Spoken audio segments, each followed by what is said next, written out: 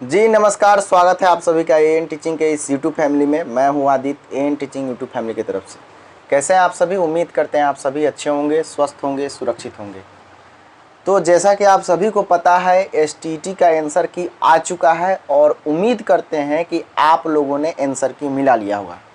लेकिन यहाँ पर सबसे बड़ा सवाल यह बनता है कि बहुत सारे अभ्यर्थियों को यह पता ही नहीं है कि हमने जिस तरह से आंसर की जारी किया गया है बिहार बोर्ड के द्वारा, बीएसईबी के द्वारा, अर्थात अगर आपको पता है कि हमने किस क्वेश्चन का कौन सा ऑप्शन लगाया था, तभी आप अपने आंसर की को सकते हैं कि हमारा कितना नंबर आया है या कितना नहीं है।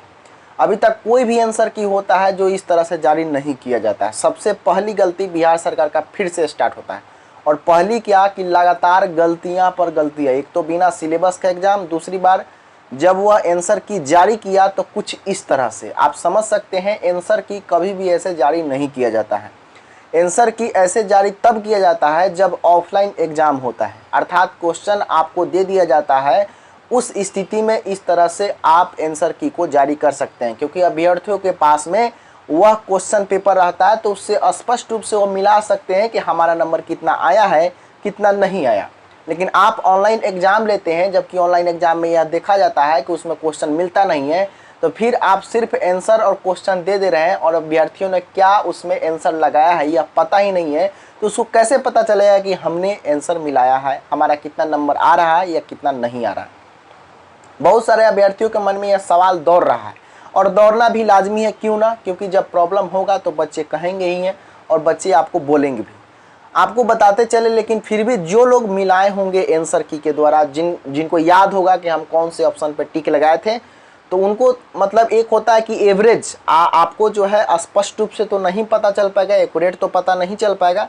लेकिन जिस तरह से ऑनलाइन का आंसर की जारी हो जाता है, जैसे रेलवे वगैरह में जो जारी होता है, अगर उस तरह से आंसर की जारी होता तो इस समय भी बच्चों को यह पता चल जाता कि हमारा कितना नंबर आ रहा है कन्फर्म के साथ में, अर्थात आंसर इस क्वेश्चन का क्या है और उसके बाद में हम इसमें क्या लगाए हैं। तो निश्चित रूप से आंसर पता चल जाता है। ये सबसे बड़ी फिर से गलती हो रही है बिहार सरकार की। यहाँ पर देखिएगा, लेकिन बहुत सारे अभ्यर्थियों ने मिलाया भी होगा अपने अपने, जो याद होगा उनको, यादाश्त अगर उनका होगा कि हमने इस क्वेश्चन का ये लगाया था, तो आप अपना आंसर की मिला लिए होंगे।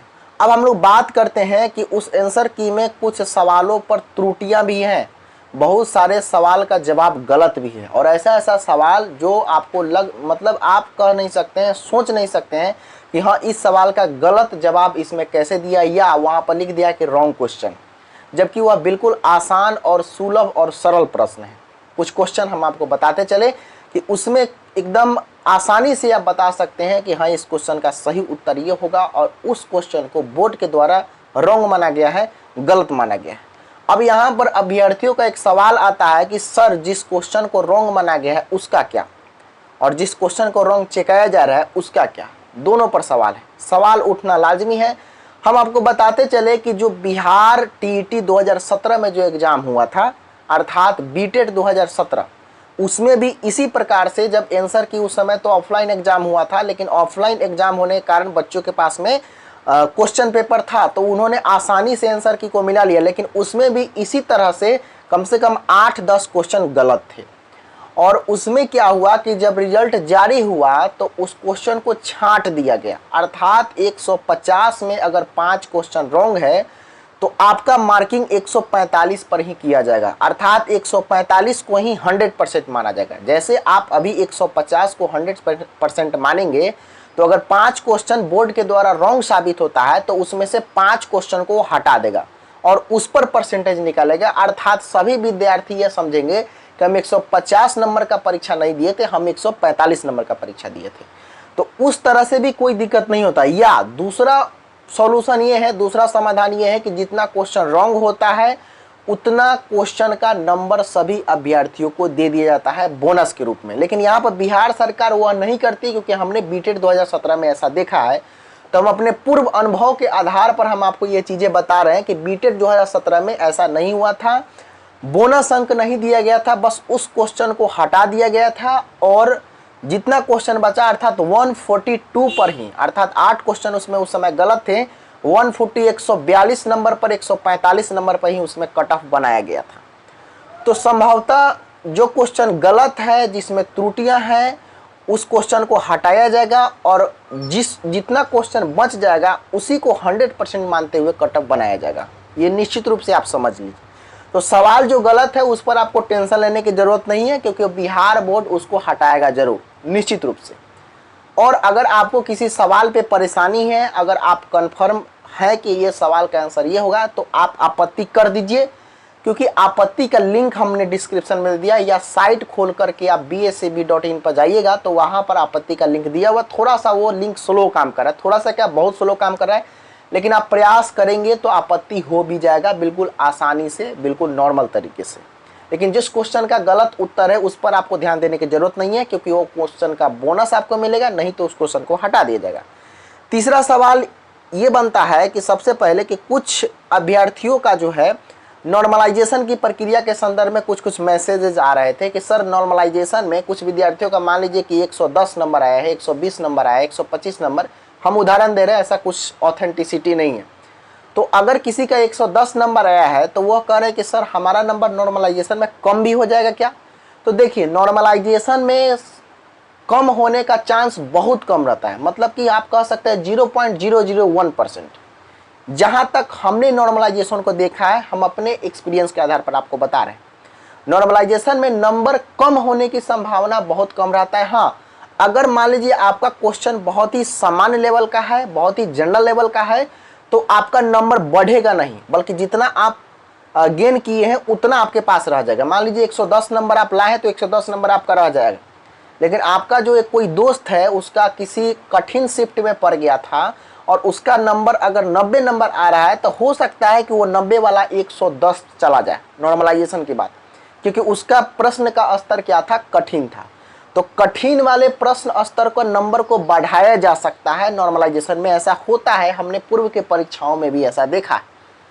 तो जो लोग का नंबर अगर 110, 115, या जो लोग ये सोच रहे हैं कि सर हमारा जो है नंबर घट भी जाएगा क्या, तो देखिए ऐसा 0.001% केस में होता है। बाकी बिहार सरकार है तो कुछ भी हो सकता है, लेकिन यह केस अभी तक जो नॉर्मलाइजेशन की प्रक्रिया हुई है उसमें यह केस नहीं देखा गया कि किसी का नंबर कम हो जाए।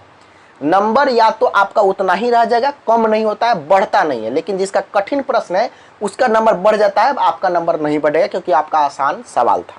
ठीक है, तो ये बात आप समझ गए, तो इस कंफ्यूजन को आप दूर कीजिए, आपका नंबर घटने वाला नहीं है। उसके बाद में अब आते हैं हम लोग कट ऑफ पर। कट ऑफ की जहां पर बात करें तो कट ऑफ पर बहुत सारा सवाल है कि सर कट ऑफ क्या होगा, कट ऑफ क्या होगा, कट ऑफ क्या होगा। तो देखिए, अभी जो यूट्यूब पर छीट रहे हैं लोग, ये कट ऑफ, वो कट ऑफ, वो कट ऑफ, मतलब हम कह सकते हैं कि टोटली वो ऑथेंटिसिटी नहीं है। बहुत सारे अभ्यर्थी तो ऐसे हैं कि उन्होंने अपने प्रश्न को चेका ही नहीं है, अपने प्रश्न को चिन्हित नहीं किया, तो कैसे बताएं कि हमारा कितना सही है। इस आधार पर कट ऑफ निकालना बहुत ज़्यादा मुश्किल है, लेकिन एवरेज मार्क्स कुछ ना कुछ होगा।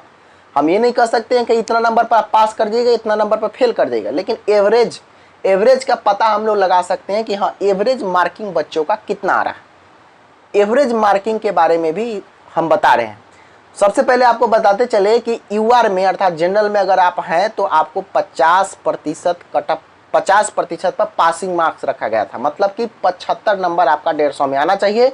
और अगर हम लोग अदर कैटेगरी की बात करें, लाइक आप SC, ST, OBC वगैरह जो भी हो, रिजर्व कैटेगरी की बात करें, तो उसमें 45% पासिंग मार्क्स रखा गया था, जिसमें 67.5 नंबर या 68 नंबर, आप 68 नंबर आप कह सकते हैं। अगर आप अनरिजर्व में आते हैं तो आपके लिए पास करने के लिए 75 मार्क्स चाहिए। अगर आप रिजर्व कैटेगरी में आते हैं तो पास करने के लिए 45% अर्थात 68 नंबर आपको कम से कम चाहिए। यहाँ पर सबसे बड़ा सवाल यह बनता है कि सर रिजल्ट जो होगा वह पासिंग मार्क्स पर आएगा या ऊपर से कट ऑफ उठाया जाएगा। आपके दिमाग में भी, आपके जहन में भी यह सवाल चल रहा होगा। तो आपको बताते चले कि देखिए, आनंद किशोर साहब ने जब विज्ञापन इसका जारी किया था, आप उस समय की वीडियो को देखिएगा तो उन्होंने स्पष्ट रूप से यह बात कही है कि अभ्यर्थियों को यह जो है पात्रता परीक्षा नहीं है, भर्ती परीक्षा है। और भर्ती परीक्षा का मतलब ये होता है कि जितना सीट है उसके अनुसार ऊपर से कट ऑफ उठा करके सीधा हम बच्चों को बहाल कर देंगे, वो भर्ती परीक्षा। पात्रता परीक्षा का मतलब होता है सर्टिफिकेट दे देना। लेकिन आप सभी को पता है कि यहाँ पर चुनाव का लालच तो सरकार को 100% पकड़े हुए रहता है। 110% पकड़े हुए रहता है। तो आनंद किशोर ने तो पहले ये भी कहा था, उन्होंने ये भी कहा था कि परीक्षा बिल्कुल जो है अच्छे तरीके से हुआ है, बिल्कुल बेहतर तरीके से हुआ है, कोई धांधली नहीं हुआ है। उन्होंने ये बयान दिया था जो पिछली बार परीक्षा हुआ था, री एग्जाम के पहले वाला फर्स्ट एग्जाम जो हुआ था, लेकिन उसके बाद भी हमारा री एग्जाम हो गया, एग्जाम कैंसिल भी हो गया और री एग्जाम हो भी गया। तो उन्होंने कहा तो था ये बातें कि भर्ती परीक्षा है, और भर्ती परीक्षा का मतलब वो होता है जो हम आपको बताएं, लेकिन यहाँ पर चुनाव है सर पे, और यहाँ पर सरकार को तो वोट भी बटोरना है ना। आप सभी को पता है बिहार सरकार तो चुनाव का बहुत लालची है, निश्चित रूप से आप सभी बुद्धिजीवी हैं, समझ रहे होंगे इस बात को। तो चांस है आपको पासिंग मार्क्स पर रिजल्ट देने का, और रिजल्ट भले पासिंग मार्क्स पर दे देगा, लेकिन कट ऑफ जो बनेगा बहाली का वो ऊपर से ही बनेगा। अर्थात हो सकता है, ऐसा हम कंफर्म नहीं करें क्योंकि इसके बारे में कोई लेटर ही नहीं है। जब तक कोई लेटर नहीं रहता तो हम बोलने वाले कौन होते हैं कि ऐसा हो सकता है। बस ये अपना एक जो पूर्व अनुभव है, जो सरकार के द्वारा जो नीति राजनीति अपनाया जाता है, उस नीति राजनीति को देखते हुए हमने यह बात कहा है कि हो सकता है, मे बी हो सकता है कि आपको यह रिजल्ट जो है पात्रता जैसे मतलब सबको सर्टिफिकेट दे देगा अगर वो 50% से अधिक अंक लाता है तो। ठीक है, अब हम लोग बात करते हैं कट ऑफ की। तो देखिए हम लोग अभी जो है आपको 3 से 4 दिन में एक हम वीडियो बनाएंगे जो स्पेशली कट ऑफ के ऊपर होगा। ठीक है, हड़बड़ाने की कोई ज़रूरत नहीं है, धैर्य हमारे पास बहुत है, आप भी धैर्य बना कर रखिए। जो लोग 1 घंटा में कट ऑफ निकालते हैं उनका एनालिसिस क्या होता है वो हम जानते हैं, जो लोग 2 मिनट में कट ऑफ निकाल देते हैं उनका एनालिसिस क्या होता है हम जानते हैं। तो वैसे हम नहीं करेंगे, चाहे आप हमें अच्छा माने या खराब माने, कोई दिक्कत नहीं है। वैसे हम नहीं कर, जब तक पूर्ण तरह से एनालिसिस नहीं हो पाएगा, मतलब पूर्ण तरह से तो 100% नहीं कर सकते हम भी, लेकिन फिर भी अधिकाधिक एनालिसिस करने की कोशिश करेंगे। उसके बाद 2-3 दिन बाद में हम एक कट ऑफ वीडियो बनाएंगे। लेकिन आपको बताते चले, सोशल साइंस की बात करें अगर स्पेशली हम लोग, तो सोशल साइंस की बात हम लोग इसलिए कर रहे हैं क्योंकि लगभग सबका क्वेश्चन समान स्तर का था, 2-3 शिफ्ट को छोड़कर, क्योंकि सोशल साइंस में भी 3 शिफ्ट में क्वेश्चन को कठिन स्तर में पूछा गया था, ऐसा देखा गया, अभ्यर्थियों ने यह बात कहा भी। ठीक है, तो आपको सोशल साइंस में आपको एवरेज मार्क्स जो है वो लगभग 85 से लेकर के 95 के बीच में, मतलब 85 से लेकर के 95 के बीच में एवरेज मार्क्स है। अगर 95 प्लस 100 प्लस 105 प्लस में जो अभ्यर्थी है तो समझिए कि उसका प्लस पॉइंट है। जनरली हम बात कर रहे हैं, स्पेशली हम किसी का ये कह सकते हैं शिफ्ट वाइज की बात नहीं कर रहे, जनरली सोशल साइंस की जहाँ पर बात करते हैं। ठीक है, तो जनरल मार्क आपको 85 से 95 के बीच में स्टूडेंट का है, और जो 100 प्लस में तो उनका समझिए कि पॉजिटिव है, और जो 110 प्लस में है वहाँ तो डबल पॉजिटिव है। ठीक है, तो इस बात को समझ लीजिएगा। स्पेशली कट ऑफ जो है, आप देखिए अगर हम लोग गणित अभ्यर्थियों की बात करें तो गणित अभ्यर्थियों के बारे में अभी कुछ कहना बहुत ही मतलब ठीक नहीं है, क्योंकि उनका क्वेश्चन का स्तर बहुत ही कठिन था, आप सभी को पता है। तो उसके बारे में हम नहीं कह सकते हैं जनरली भी क्या हो सकता है, क्योंकि वहाँ पर नॉर्मलाइजेशन की बात आती है। लेकिन हम आपको 2-3 दिन के बाद जो वीडियो बनाएंगे प्रत्येक एक सब्जेक्ट का विश्लेषण करके, तब हम आपको कट ऑफ बताएंगे कि अब नॉर्मलाइजेशन होने के बाद, क्योंकि जो अभ्यर्थी गणित मैथ के थे, मैथ विज्ञान के थे, तो उनका भी तो कुछ ना कुछ सही होगा। अगर क्वेश्चन कठिन है तो सबका एवरेज कुछ ना कुछ आ रहा होगा, 40, 45, 50 जो भी आ रहा होगा। और उसके बाद हम आपको बताएंगे कि हाँ इनका कट ऑफ कितना जाने की संभावना है। और आप सभी से एक अनुरोध है कि आप अपना नंबर और विषय के साथ में हमारे कमेंट बॉक्स में डालिए कि आपका विषय कौन था और आपको कितना नंबर आ रहा है। जो लोग चेक कर चुके हैं अपने IQ के आधार पर वे लोग, जो लोग नहीं चेक किए हैं तो कोई बात नहीं, लेकिन आप जब हमारा ये वीडियो देख रहे हैं तो आप निश्चित रूप से आप अपना कट ऑफ अर्थात अपना नंबर जो है शेयर कीजिएगा हमारे कमेंट बॉक्स में। सिर्फ सब्जेक्ट लिख देना है और उसके बाद नंबर लिख देना है कि सर मेरा इतना नंबर आ रहा है। 2-3 दिन के बाद हम पोल भी डालेंगे, उसमें भी आप लोग बताइएगा। फिलहाल आप कमेंट बॉक्स में ये चीज़ें बताइए। कुछ कन्फ्यूजन था स्टेट परीक्षा को लेकर के, स्टेट रिजल्ट को लेकर के, उसके बारे में हम आपके सामने उपस्थित हुए हैं और उम्मीद करते हैं कि वीडियो आपको अच्छा लगा होगा। Thank you so much. मिलते हैं आपको फिर से नेक्स्ट वीडियो में, तब तक के लिए जय हिंद, वंदे मातरम।